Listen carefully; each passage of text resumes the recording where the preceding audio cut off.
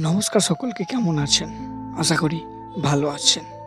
শিহরণের 37 নম্বর এপিসোডে সকলকে স্বাগতম। আজকে আপনাদের জন্য নিয়ে এসেছি আরেকটি সত্য ঘটনা। ঘটনাটি একটি লেখককে নিয়ে। পুরো ঘটনাটি শুনলে বুঝতে পারবেন সেই লেখকের সঙ্গে ঘটে যাওয়া ভয়ানক অভিজ্ঞতা। আর যারা শিহরণের প্রত্যেকটি ঘটনা শোনেন বা শুনছেন, তাদের অসংখ্য ধন্যবাদ। এরকমই পাশে থাকুন। আশা করছি আরও ভালো ভালো গল্প নিয়ে আসবো। এবং যারা নতুন শুনছেন, চ্যানেলটি সাবস্ক্রাইব করে শিহরণের মেম্বার হয়ে যান। তাহলে ফিরে আসি মেন ঘটনায়।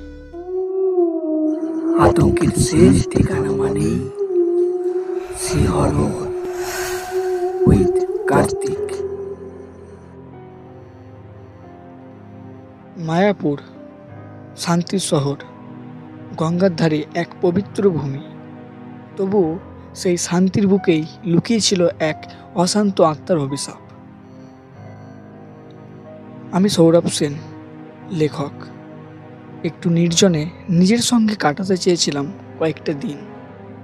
ভাবিনি সেই সিদ্ধান্ত আমার জীবনের সবচেয়ে ভয়ঙ্কর অভিজ্ঞতায় পরিণত হবে। এক পুরনো হোটেল, নীলকুঠি রেস্ট হাউস, ব্যহিক্যভাবে পরিত্যক্ত, কিন্তু ভেতরে যেন কিছু একটা অপেক্ষা করছিল। প্রথম রাতেই জানালা খুলে যায় নিজে থেকেই। দরজায় আওয়াজ, অথচ কেউ নেই। মনে হচ্ছিল কেউ আমার চারিপাশে ঘুরে বেড়াচ্ছে। দ্বিতীয় রাতে তাকে দেখলাম, সাদা শাড়ি পরা এক মেয়ে, নিঃশব্দে করিডোরে দাঁড়িয়ে। তার চোখে ছিল শূন্যতা, এক যন্ত্রণার ভাষাহীন আরতি। আমার হৃদয় থমকে গিয়েছিল। ভোরে পালাতে গিয়ে দেখলাম হোটেল তো অনেক আগেই বন্ধ হয়ে গেছে। তাহলে আমি কোথায় ছিলাম এতক্ষণ? কার সঙ্গে কাটালাম সেই রাত্রি? আজও রাতে ঘুম ভাঙে চমকে। কার যেন কণ্ঠস্বর শুনি, ফিরে এসো। হয়তো সে এখনো অপেক্ষায়, সেই করিডোরে, সেই অন্ধকারে। শান্ত নদী গঙ্গার তীরে অবস্থিত এক অপূর্ব জনপদ। প্রতিদিন হাজার হাজার তীর্থযাত্রী এখানে আসেন প্রভু চৈতন্যের স্মৃতিবিজড়িত স্থান দর্শন করতে। কিন্তু সেই শান্ত মায়াপুরেই এক ভয়াবহ অভিজ্ঞতা আমার জীবন চিরদিনের জন্য বদলে দিয়েছে। আমার নাম সৌরভ সেন, পেশায় একজন লেখক। কলকাতার কোলাহল থেকে কিছুদিন নিজের সঙ্গে সময় কাটাতে গিয়েছিলাম মায়াপুরে। ভেবেছিলাম নিরিবিলি পরিবেশে কিছু লেখা হবে, মানসিক বিশ্রাম হবে। কিন্তু সেদিন জানতাম না আমি এমন এক জায়গায় যাচ্ছি যেখানে বাস্তব আর পরমালৌকিকের সীমারেখা মিশিয়ে যায়। মায়াপুর পৌঁছে বেশ কয়েকটি হোটেল ঘুরে দেখি। পর্যটকদের ভিড় ছিল প্রচুর। অবশেষে একজন রিক্সা চালকের কথায় একটি পুরনো হোটেলে যায়, নাম নীলকুঠি রেস্ট হাউস। একটু নির্জন জায়গায়, মন্দির চত্বর থেকে একটু দূরে। হোটেলটি বেশ পুরনো, কাঠের জানালা, লোহার দরজা, দেওয়ালে ফাটল। হোটেলের রিসেপশন ঘরে বসেছিলেন একজন বৃদ্ধ, অমনস্ক চোখে অবিশ্বাস্য ক্লান্তি। আমাকে ঘর দেখিয়ে দিলেন। দ্বিতীয় তলায় এক কোণে একটি ঘর, ভাড়া কম, তাই আমি রাজি হয়ে গেলাম। রাতের খাওয়ার পরে লেখালেখি করছিলাম। হঠাৎ জানালার বাইরে শিস করে বাতাস বইল। জানালার কপাট আপনা আপনি খুলে গেল। ভাবলাম বাতাসে হয়েছে হয়তো।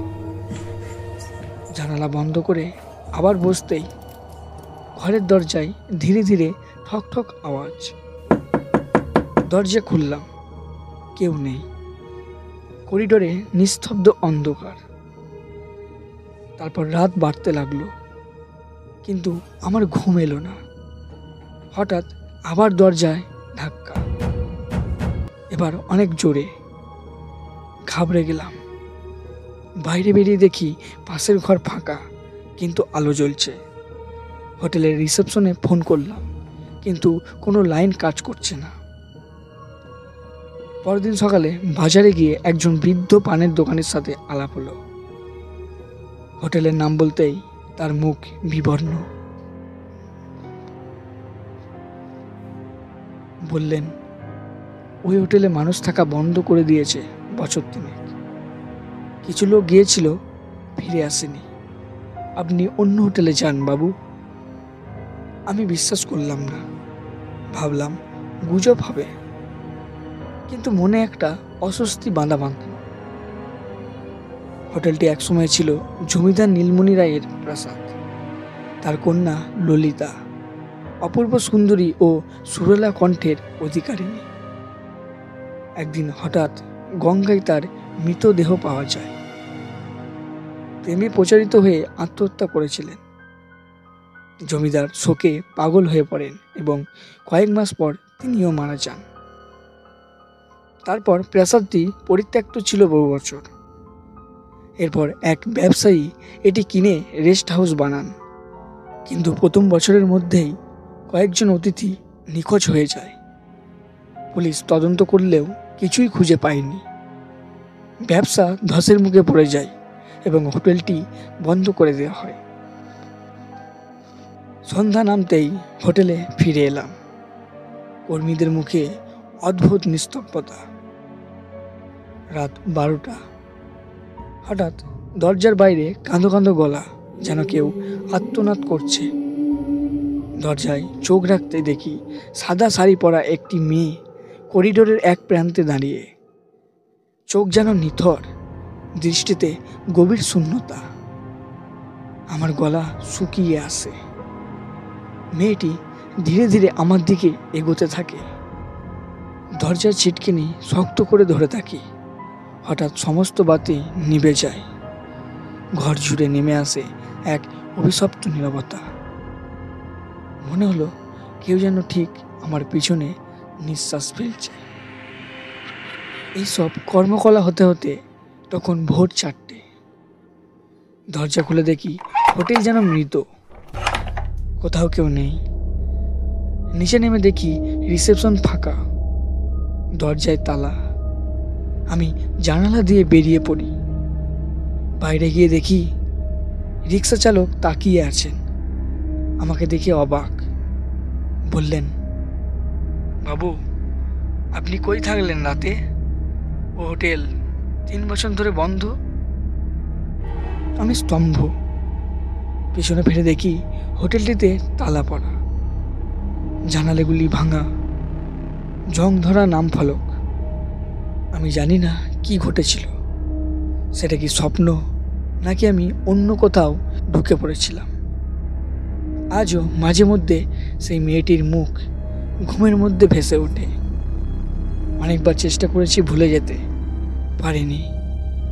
হয়তো এখনো মায়াপুরের সেই নির্জন পথে কোনো এক করিডোরে সেই করুণ কণ্ঠস্বর কাঁদছে, অপেক্ষা করছে নতুন কোনো আগন্তুকের জন্য।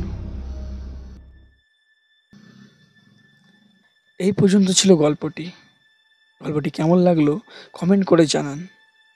চ্যানেলে নতুন থাকলে চ্যানেলটি সাবস্ক্রাইব করে বেল আইকনটি অন করে নিন, পরের এপিসোড যেন মিস না হয়, এবং শিহরণের মেম্বার হয়ে যান।